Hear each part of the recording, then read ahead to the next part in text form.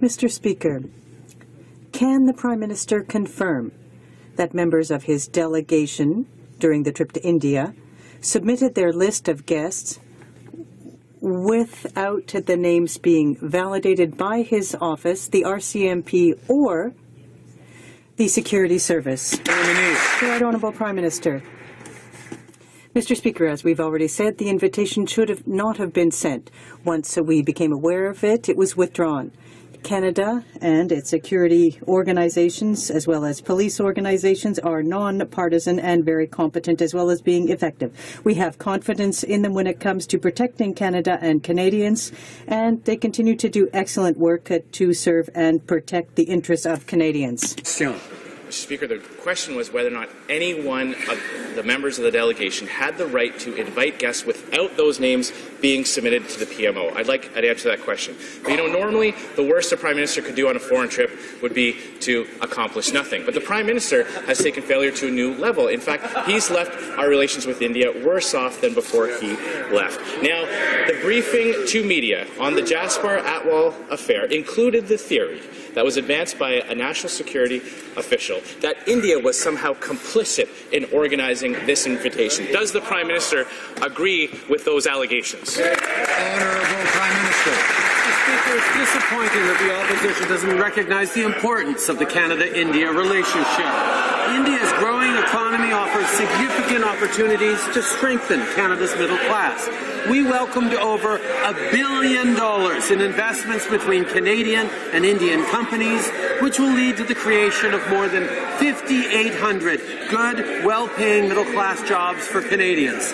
These investments will grow Canada's economy, encourage innovation and entrepreneurship, and increase collaboration. We know that it is the deep ties that unite Canada and India that help create these high-quality jobs. I remind honourable colleagues, including member for Dufferin-Culloden, of the rule in Standing Order 16 against interrupting when another member is speaking. The Honourable Opposition Leader. Mr. Speaker, a senior security official made the allegation that the government of India is somehow complicit or involved in the Jasper Atwal affair, that somehow they were motivated to embarrass the Prime Minister and Canada by colluding to have him at the official events that the Prime Minister was attending. A senior security official made these allegations. Does the Prime Minister agree or disavow those allegations? Honourable Prime Minister. Mr. Speaker, unlike the previous government, we respect the non-partisan nature of the public service, especially those who serve in our national security agencies. We trust and listen to the advice and actions that they take, and they will be in the national interest and they will be impartial. All Canadians can be proud and should be proud of their non-partisan work, which our national security agencies carry out on a daily basis. The Honourable Leader of the Opposition. Mr. Speaker, will the Prime Minister tell the House whether or not anyone in his office arranged, organized, or participated in the media briefing provided to reporters that included the allegation that the government of India was somehow involved in his embarrassing blunder in India? Right Honourable Prime Minister.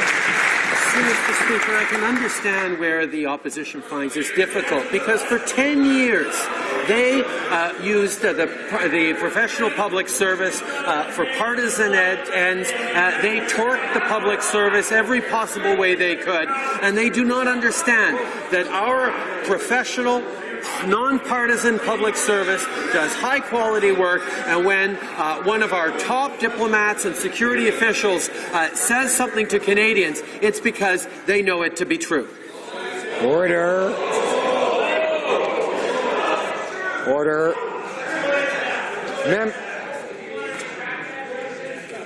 Order. Members may have noticed before that sometimes they hear things in here they don't like.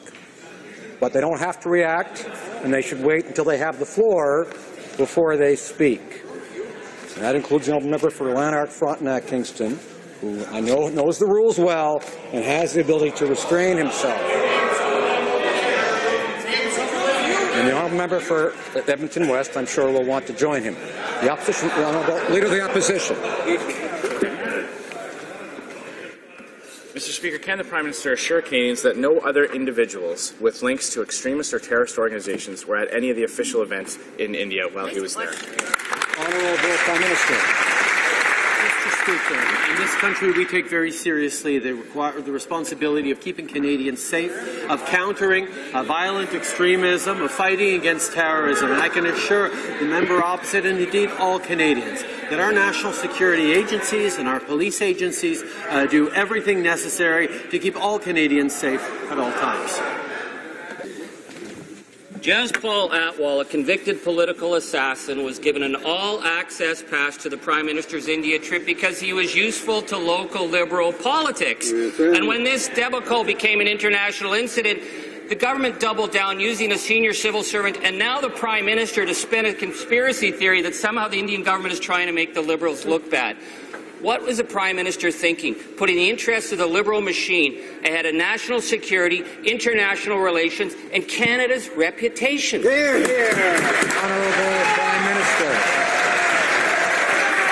Mr. Speaker, as we've been saying, this invitation never should have been sent. As soon as it came to our attention, it was withdrawn.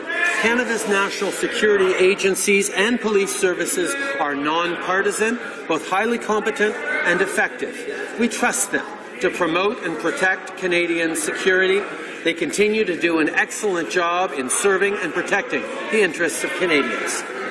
The honourable member for Timmins, James Bay. Yeah, we do trust them to put the interests of Canada ahead of protecting this Prime Minister's political interests. The fact is he has spent numerous times with Mr. Atwell. Why? Because he is useful to political insider politics in the Liberal Party. But he is also accused of trying to beat Ujjal Dosanjh to death with an iron pipe. What is this? Fargo?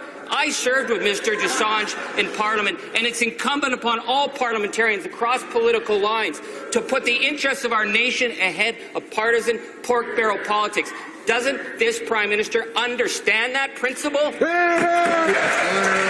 Prime Minister.